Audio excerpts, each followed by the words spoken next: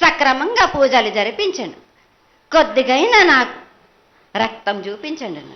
ఇది వరకు నేను చేసిందంతా మీరు సంతోషంగానే అందుకుంటున్నానే. కానీ మీరు ఏడేడు వాగ్దానం తీసుకుంటారు కానీ మీకే సరిపోతున్నాయి కదా. అట్లా ఏం లేదు తల్లి. నా రూపాన్ని కూడా మీరు అడ్డుపడుతున్నారు మీరు. కానీ ఇది వరకు నేను శాంతంతో నిన్ను కడుపులో పెట్టి కాపాడుతున్నాను.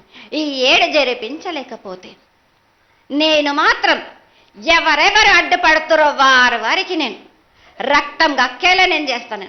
కానీ మళ్ళీ నన్ను నిందించద్దు. నాకు లేదు లేదు తల్లి, ఏనాటికి జరగని కొలది నీ ఆశీర్వాద గొలవే లేకపోతే నేనెంతటి వాడవు. పూజలు పునస్కారాలు నీకు ఆనందపడేటువంటి విషయంగా ఖచ్చితంగా చేయిస్తాను తల్లి. అదేవిధంగా నా బాలులందరికీ ఒకటి విజ్ఞప్తి చేస్తున్నాను బాలక్క. నన్ను కొల్చేవారే కాదు, నా అలంకరణ చేసేవాళ్ళు కానీ నా ముందుండే వాళ్ళే కానీ నాకు మాత్రం తప్పనిసరిగా విధి విధానంగా నాకు జరిపించండి. అమ్మా తప్పకుండా చేస్తాను తల్లి. అదేవిధంగా గ్రామ పెద్దలు, నగర పెద్దలు, కౌరులు, భక్తులు అందరూ నీకు ఎంతో ఘనంగా ఈ 3 సంవత్సరాల కంటే కూడా 100 రెట్లు ఎక్కువగా భక్తజన సందోహం నీ ఆలయానికి వచ్చి ఎంతో గొప్పగా పూజలు చేశారు. ఈ పూజల యొక్క సంతోషాన్ని తెలియజేయ తల్లి. సంతోషంగా ఆనందంగా అందుకుని ఏటికొక్కసారేగా అందం బాలబాలికలు సంతోషంగా ఆనందంగా నాకు పూజలు అందించాను. నాకు వారి అందరిని నేను వెంటుండే కాపాడే భారం నాది.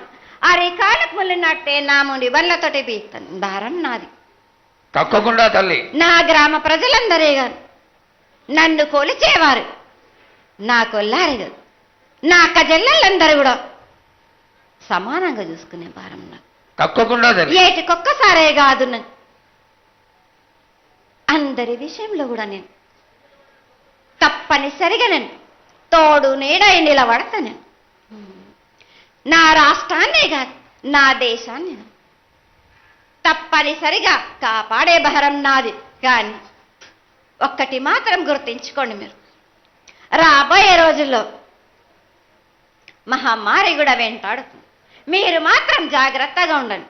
మీరు పాటించవలసినవి పాటించండి. అగ్ని ప్రమాదాలు కూడా జరుగుతాయి. వీటి గురించి కూడా తప్పనిసరిగా ముందే హెచ్చరిస్తున్నా నేను. తప్పకుండా తల్లి. అదేవిధంగా పోయిన సంవత్సరం నువ్వు చెక్కినట్టుగా